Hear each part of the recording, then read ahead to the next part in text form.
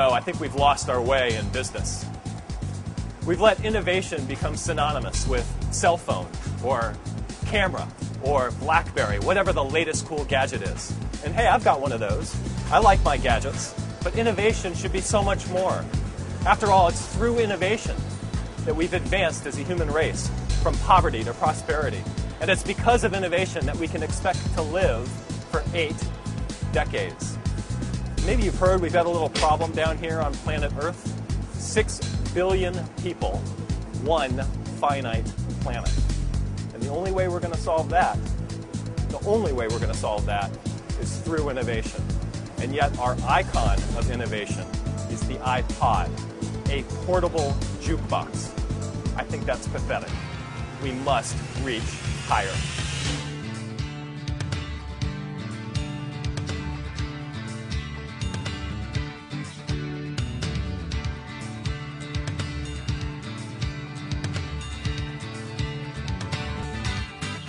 Before the last decade, there was one idea that shaped how corporations operated, one strategic doctrine.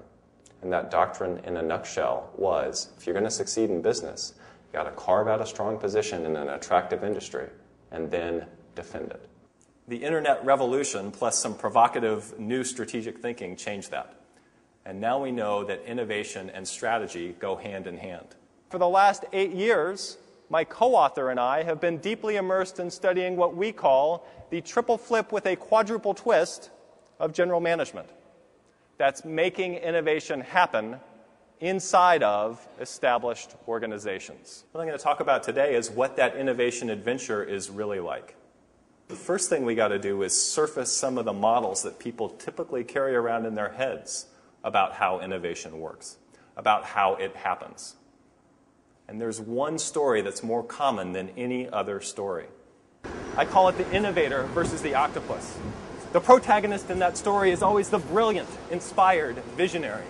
And the antagonist, always the oversized, life-threatening bureaucracy. The hero is always the innovator, and the enemy is always the octopus. And of course, in our fantasies, the hero always wins.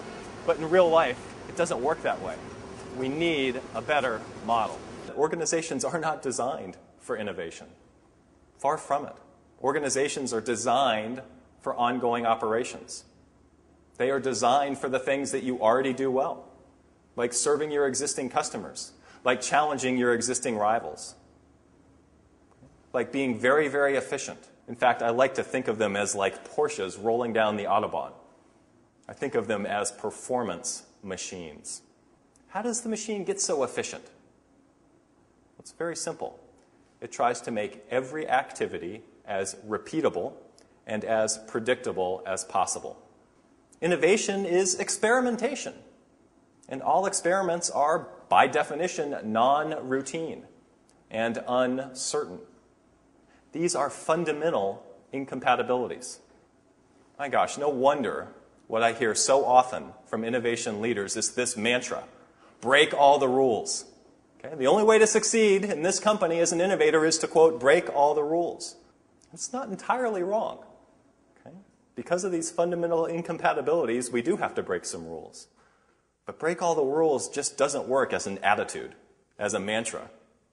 So the basic philosophy that I present to you today is this: an innovation team should be distinct from the performance machine, but it should be just as disciplined.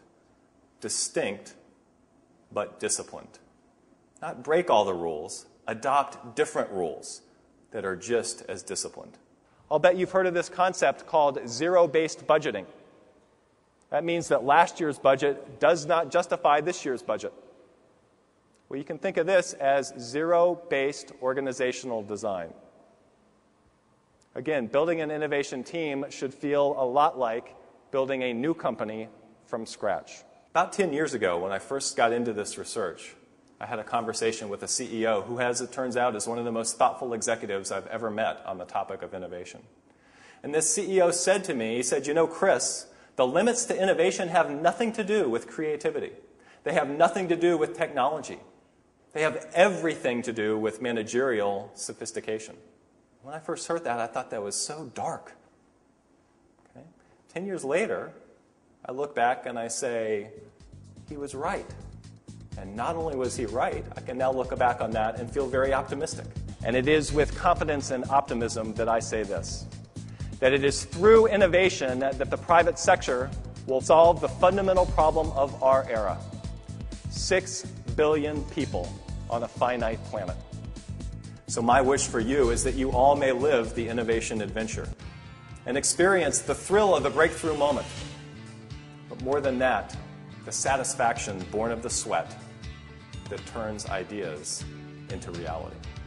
And that's what I've been working on for the last 10 years. And my work will be done when more companies can say, full potential achieved.